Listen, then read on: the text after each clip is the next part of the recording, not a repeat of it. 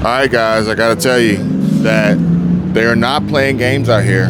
They're not playing anymore. And for those of you who voted in the community post poll and said that you would jump into action, leap into action to prevent a crime or theft from happening at a store that you don't own and you're not even an employee to, well, that's just a dangerous game that you're playing, putting yourself unnecessarily in harm's way to protect a company that won't even protect their own employees. Now, granted, we're not talking about Walmart in this particular instance,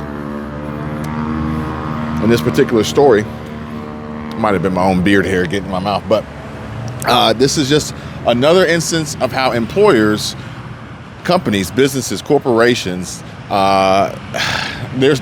look, what they're doing is strange, odd, and unique, and I think folks need to be aware of what's going on. Otherwise, they're going to find themselves in terrible situations, just like the folks down in Louisiana who didn't know any better. And the reason why they don't know any better is because, one, most people aren't going to read through an entire employee handbook before they start a job, number one. Number two is when the handbooks are updated, most people are not going to take the time to read through and see what changes have been made, and odds are they're probably not necessarily clearly highlighting the changes. It's just, you had a 400-page employee handbook manual, we've updated, now you have a 450-page employee handbook manual. Good luck. Read the whole thing, make yourself aware, be familiar, or else suffer the consequences. But part of the problem is the fact that, honestly, you would think that common sense would pretty much overrule and dictate basic employee behavior and activity, except in this particular situation.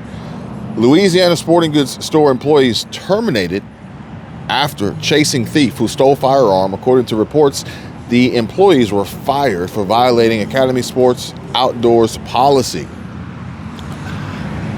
It's like, how'd you get fired on your day off, man? They said I was stealing boxes. How'd you get fired for trying to stop somebody from stealing from the store? Well, they said I didn't read the employee handbook. I didn't read the manual. I didn't know the rules. I didn't know how the game had changed. And essentially, the criminals have more power and more rights and abilities than the employees, who actually give a damn and probably are doing a little bit too much for these companies and employers who obviously don't care about these workers, because they'll fire them and terminate them right after Christmas or right before Christmas, one or the other, right before the start of the new year. And these rules, these changes, these new mandates, these new policies, if you're not aware, you're not prepared, you're going to find yourself in a really shitty situation. 3 employees at a sporting goods store in Louisiana were terminated from their jobs after attempting to stop a shoplifter who allegedly stole a pistol, okay? The sales associate said that they thought they were about to make a sale and were showing a customer a pistol when he took off with the firearm. Sutton, who was working as a team lead at the store, said once she received word on her radio, she immediately dropped what she was doing and jumped into action. I just took off, she said. I knew I needed some form of way to help the police, is what she said. All was good. They didn't catch the guy. They didn't find him. And honestly, I was thinking at this point in time, maybe the story is going to take a turn and say, well, since you allowed this firearm to be stolen, then you're going to be fired because of that. Because, you know, that's a pretty serious situation, I would think.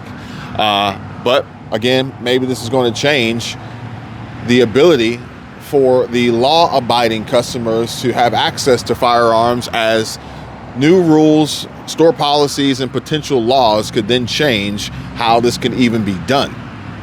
And odds are probably getting to a point where they're going to want your driver's license and identification to then scan so that they can have in their system before they allow you the ability to handle a firearm in the store.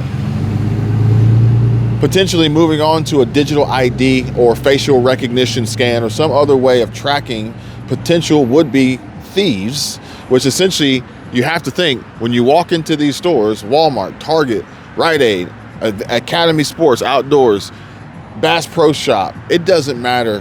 When you walk into these stores, Costco, Sam's Club, BJ's Wholesale, you are essentially going to be considered criminals until proven innocent, criminals until you leave the store, criminals until you show proof of purchase.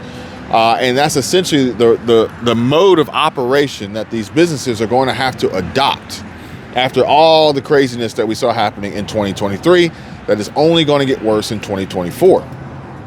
4 days after the incident, which they probably thought, okay, it sucks, but whatever.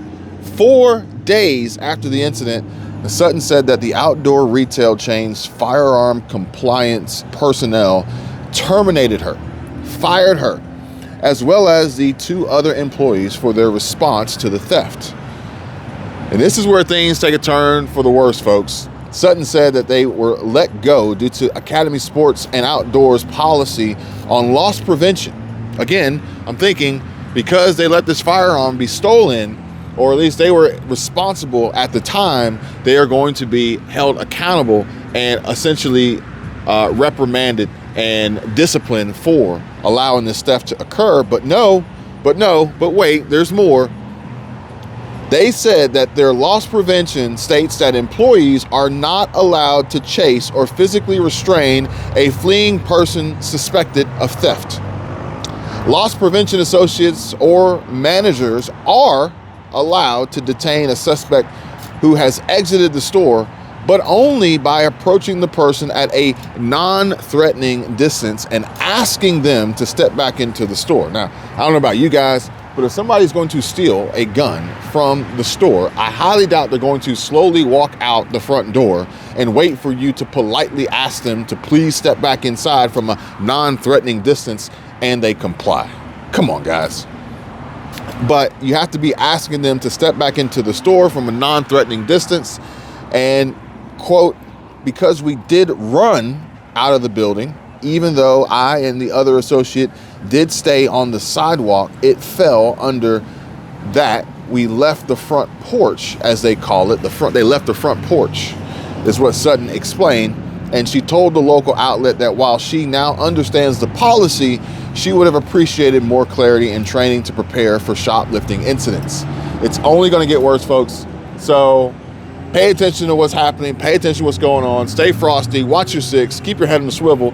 But more importantly now, read that employee handbook and policy, because what you think might be you doing the right thing and trying to protect the company's bottom line and prevent thieves and theft from occurring while doing your job, you may in fact be breaking company policy while someone else is breaking the law.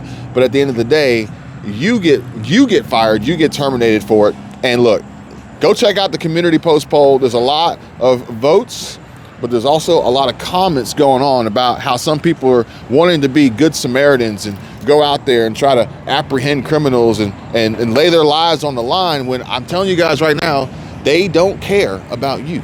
And they're proving it. And look, you do what you want, but my black ass is gonna be staying here minding my own damn business. And if somebody want to run out the store, you ain't gonna catch me chasing. Thanks for watching. Smash the like button and subscribe.